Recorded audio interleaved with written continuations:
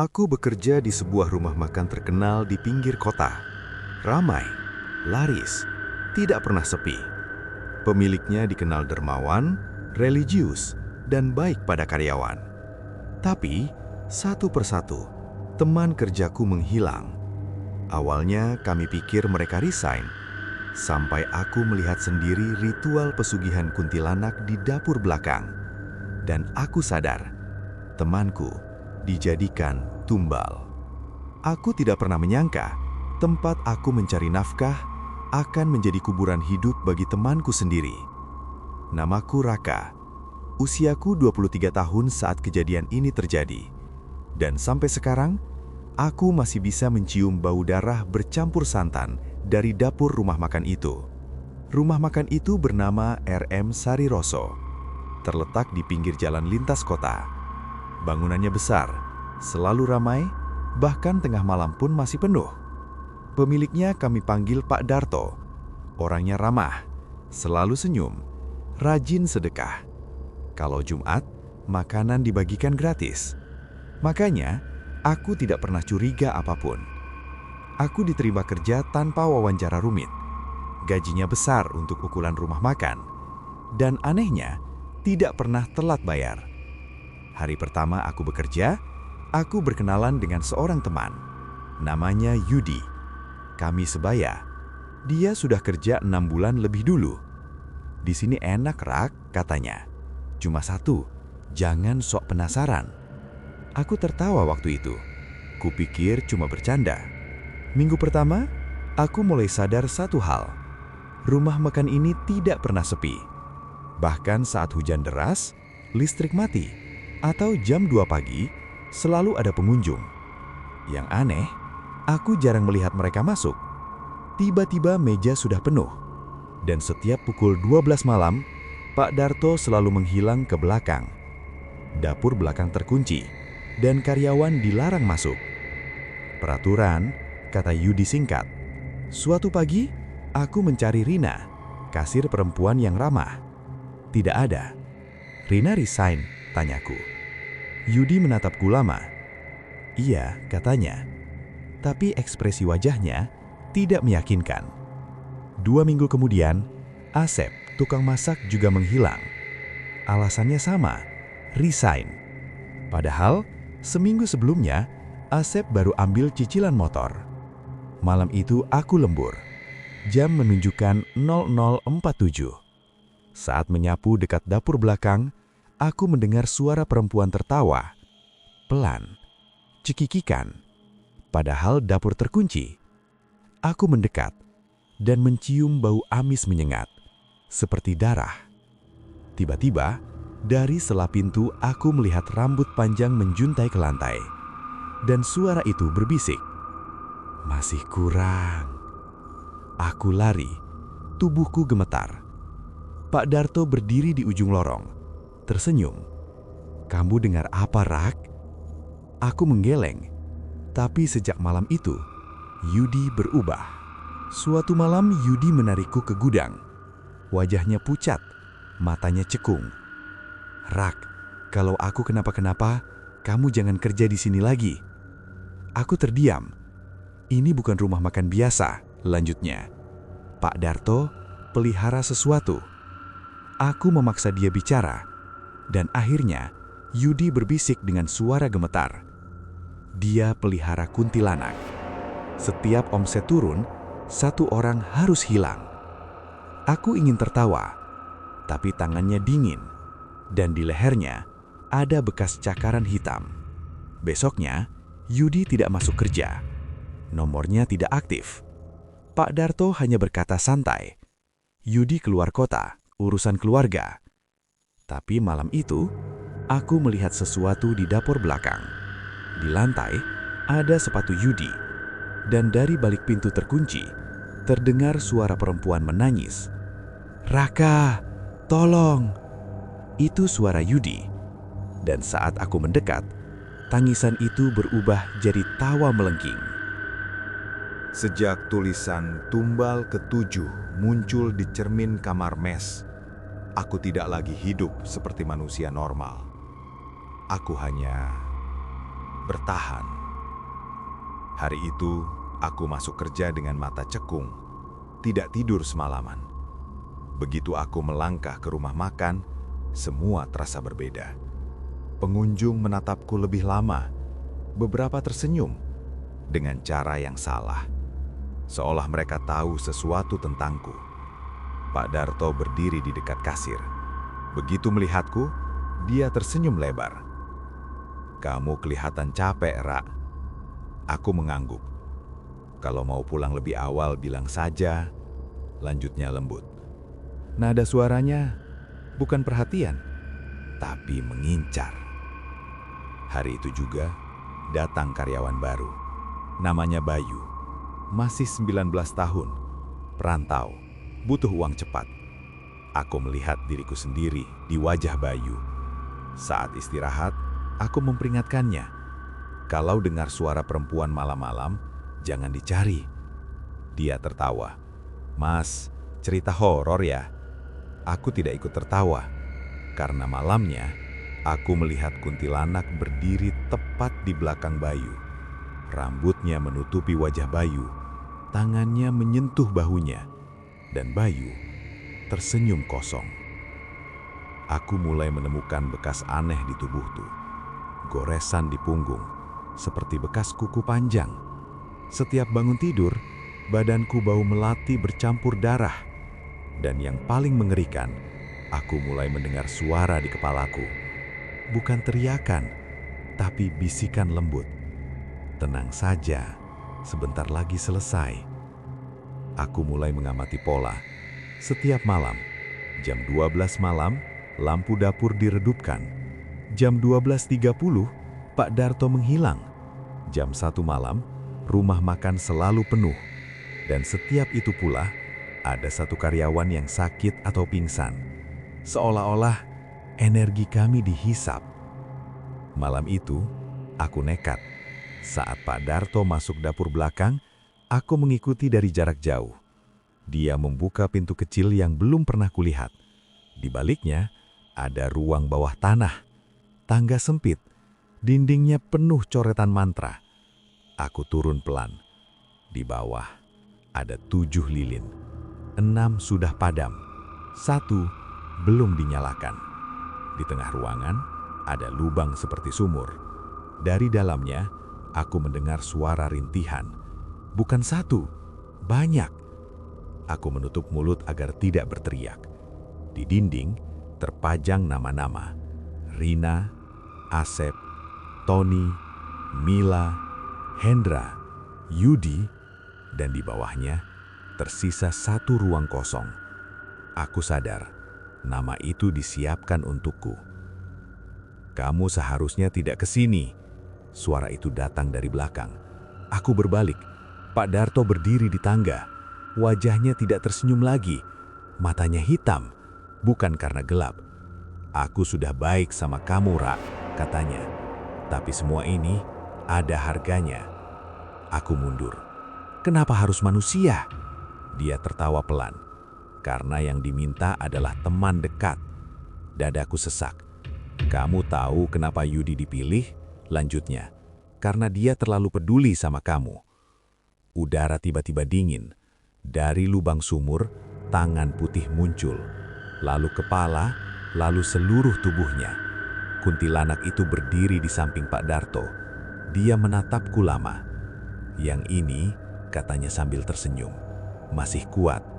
Dia mendekat. Aku mencium bau rahim busuk. "Belum," katanya lagi. "Belum sekarang." Pak Darto menegang. "Tapi perjanjian." "Diam." Sekali bentak, Pak Darto langsung bersujud. Aku gemetar. Kuntilanak menoleh ke arahku. "1 malam," katanya, "nikmati hidupmu." Dia tertawa. Dan sebelum menghilang, dia berbisik tepat di telingaku. "Besok, kau datang sendiri." Aku lari keluar rumah makan. Tapi di luar, jalan kosong. Tidak ada kendaraan, tidak ada suara. Jam di ponselku mati di angka 03.33. Di kaca rumah makan, aku melihat pantulanku. Tapi, aku tidak sendirian. Di belakangku, berdiri Rina, Asep, Yudi, semua tanpa mata. Yudi melangkah maju. "Ra, jangan biarkan kami sendirian." Aku menjerit. Dan tiba-tiba, aku terbangun di mes, seolah semua mimpi. Tapi di tanganku, ada lilin hitam, dan di pintunya tertempel catatan, "Datanglah malam ini." Sejak kuntilanak itu berkata, "Datanglah malam ini," waktu terasa berjalan lebih lambat dari biasanya. Setiap detik seperti menghitung sisa hidupku. Pagi itu rumah makan buka seperti biasa. Ramai. Terlalu ramai untuk hari biasa. Orang-orang makan dengan lahap. Tertawa. Seolah tidak ada yang salah. Tapi saat aku memperhatikan wajah mereka satu persatu, beberapa di antaranya tidak berkedip. Dan saat mereka menoleh ke arahku, aku melihat pantulan bayangan perempuan di belakang mereka. Bayu datang terlambat. Wajahnya pucat. Matanya merah. "Mas Raka," katanya pelan. "Tadi malam aku mimpi aneh." Aku menatapnya. "Ada perempuan rambut panjang duduk di dadaku," lanjutnya. "Katanya aku dipilih." Aku menggenggam bahunya. "Bayu, dengar aku baik-baik. Kalau nanti malam kamu disuruh ke dapur belakang, jangan datang." Dia mengangguk. Tapi di matanya, aku tahu, dia sudah ditandai. Siang itu Pak Darto memanggilku ke ruangannya. Tidak ada senyum, tidak ada basa-basi. "Kamu tidak kabur," katanya. Aku diam. "Bagus," lanjutnya. "Berarti kamu sudah siap." Tanganku mengepal. "Pak, ini semua salah. Banyak yang mati." Dia menatapku lama. "Kamu pikir mereka mati sia-sia?" katanya dingin. "Lihat rumah makan ini. Ratusan orang hidup dari sini." Aku ingin muntah. "Kamu tahu kenapa aku pilih orang-orang tertentu?" lanjutnya. "Karena yang paling setia, paling mahal harganya." Sore itu aku memutuskan kabur. Aku tidak peduli gaji, tidak peduli apapun. Aku keluar lewat pintu samping, lari menuju jalan besar. Tapi, jalan itu tidak pernah sampai. Aku berlari seperti berputar-putar. Rumah makan itu selalu muncul lagi di depanku. Dan setiap kali aku berhenti, aku mendengar tawa perempuan. "Belum boleh." Saat jam menunjukkan 12 siang, semua pengunjung tiba-tiba berhenti makan. Serempak, mereka menoleh ke arah dapur belakang dan berbisik bersama-sama. "Malam ini." Aku berdiri kaku. Bayu menjatuhkan piring, pecah. Dan dari pecahan itu, aku melihat wajahku sendiri. Pucat, dengan angka 7 di dahi. Langit gelap lebih cepat dari biasanya. Jam dinding rumah makan berhenti di 18.66. Angka yang tidak mungkin. Lampu mulai berkedip, dan bau melati makin pekat. Jam 19.30, Bayu tidak terlihat. Aku mencarinya kemana-mana. Mes kosong, toilet kosong. Di loker Bayu, ada bajunya terlipat rapi. Dan secari kertas, tulisan tangan Bayu. "Mas Raka, aku dengar suara ibu-ibu di dapur. Katanya cuma sebentar." Kakiku lemas. Dari dapur belakang, aku melihat cahaya lilin. Banyak. Aku mengintip. Pak Darto berdiri di tengah ruangan bawah tanah.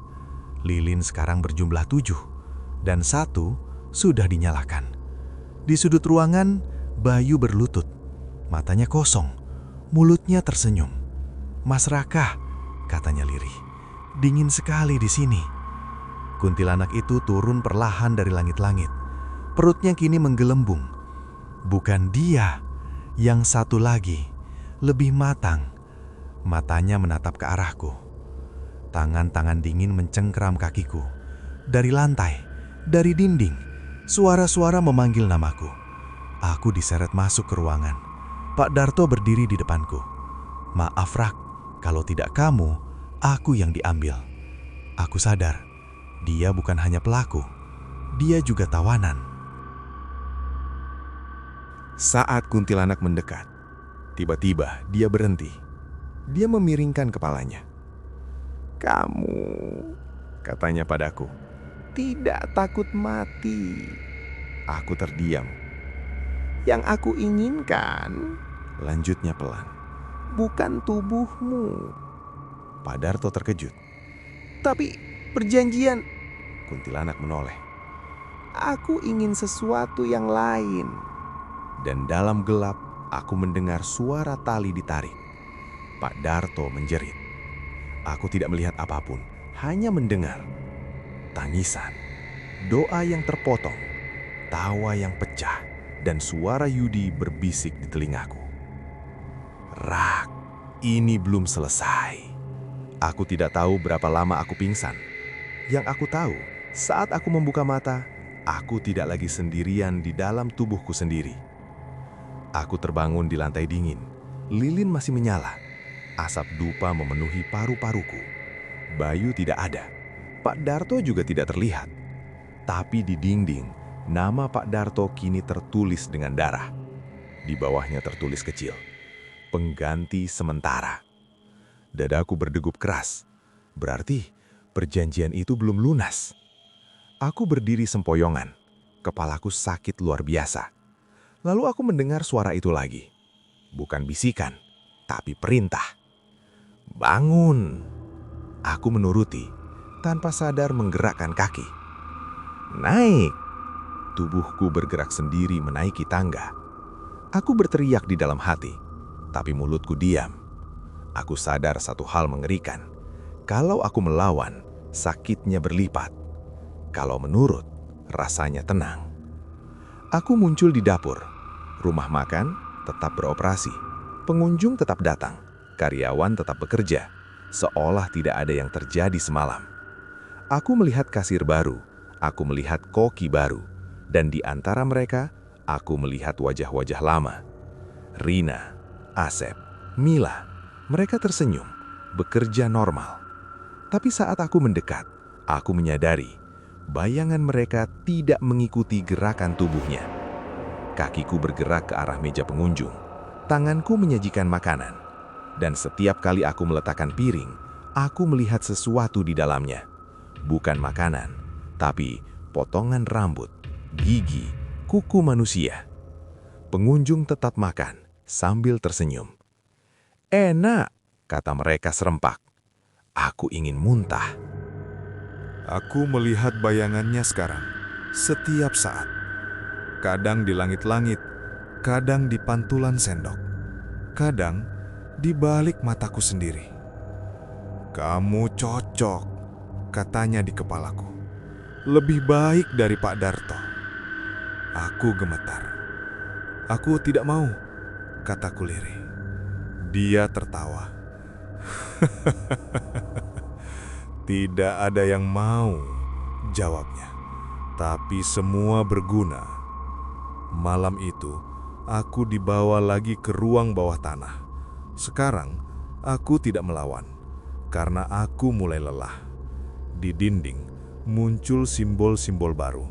Dan aku akhirnya mengerti. Pesugihan ini tidak hanya butuh tumbal, tapi penjaga. Seseorang yang masih hidup, masih bernafas, tapi jiwanya terkunci di tempat itu. Dan aku dipilih karena aku bertahan paling lama. Aku melihat Bayu. Dia tidak mati. Dia duduk di sudut ruangan, memeluk lutut. Matanya kosong. "Mas Raka," katanya lirih. "Aku capek." Di belakangnya ada tali hitam melilit lehernya. Bukan mencekik, menahan. Dia tidak bisa mati dan tidak bisa pergi. Malam Jumat tiba. Rumah makan penuh sesak. Tapi kali ini, yang datang bukan manusia. Aku melihat wajah tanpa hidung, tubuh tanpa kaki, orang-orang yang tidak memiliki nama. Mereka duduk rapi, menunggu. Dan aku sadar, rumah makan ini bukan lagi tempat makan, tapi tempat perhentian. Aku tidak tahu kapan terakhir kali aku menangis. Aku tidak tahu kapan terakhir kali aku takut. Yang aku tahu, aku mulai terbiasa. Dan itu yang paling mengerikan. Saat kuntilanak itu berdiri di depanku, aku tidak mundur. Dia tersenyum puas.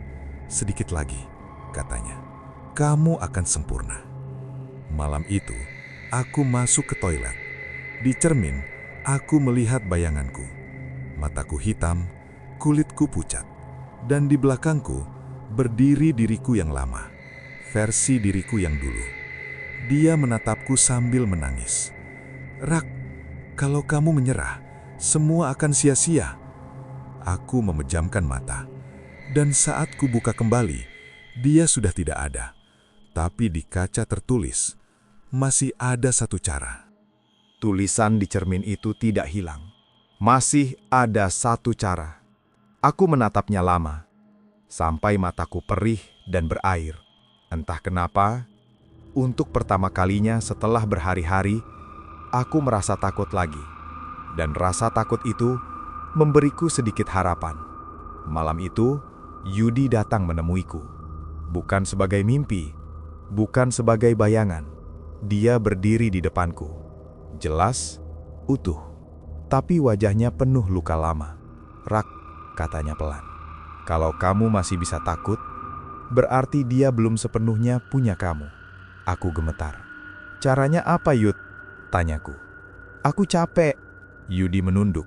"Pesugihan ini tidak bisa dihentikan dengan lari," katanya. "Tapi bisa diputus." Aku menatapnya. "Dengan apa?" Yudi mengangkat wajahnya. Matanya kosong, tapi suaranya tegas. "Dengan menolak peranmu. Bukan menolak mati, tapi menolak menggantikan."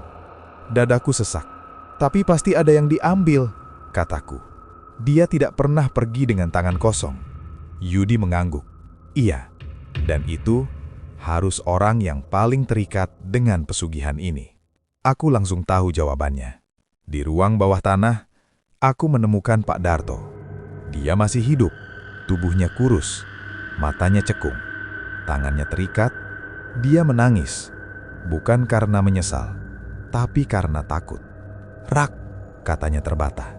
"Tolong, dia bohong. Dia janji aku kaya dan aman." Aku menatapnya lama. "Berapapun nyawa yang kamu kasih, tetap kurang kan, Pak?" Dia terdiam.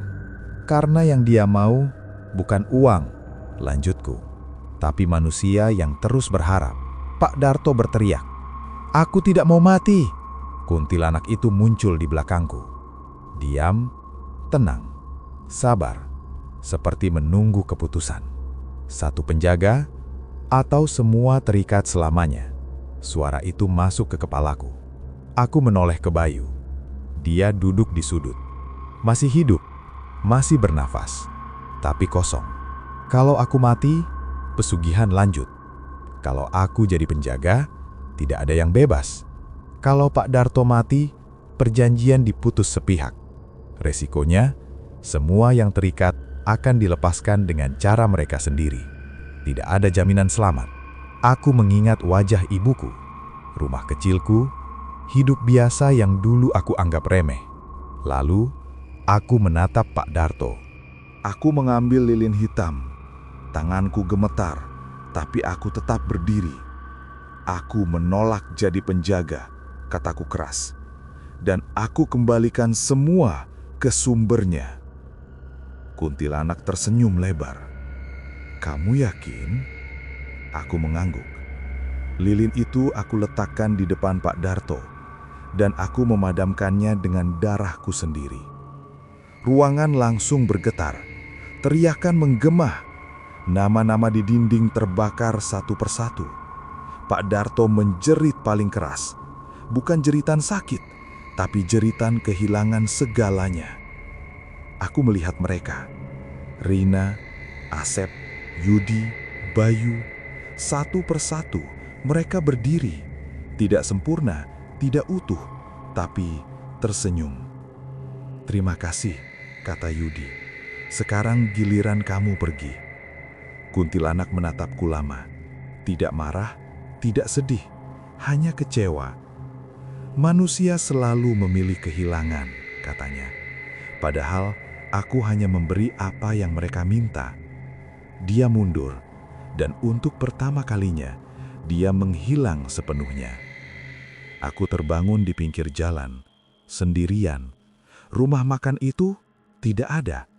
Yang tersisa hanya tanah kosong dan puing-puing lama. Tidak ada polisi, tidak ada berita. Seolah tempat itu tidak pernah ada. Aku berjalan pergi, dengan tubuh hidup tapi jiwa yang tidak lagi sama. Sekarang, aku hidup normal, kerja di tempat lain, punya keluarga.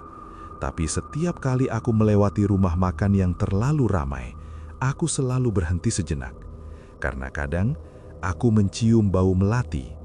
Dan di kaca jendela, aku melihat pantulan seorang perempuan tersenyum. Bukan menatapku, tapi menatap orang di belakangku, seolah mencari pengganti.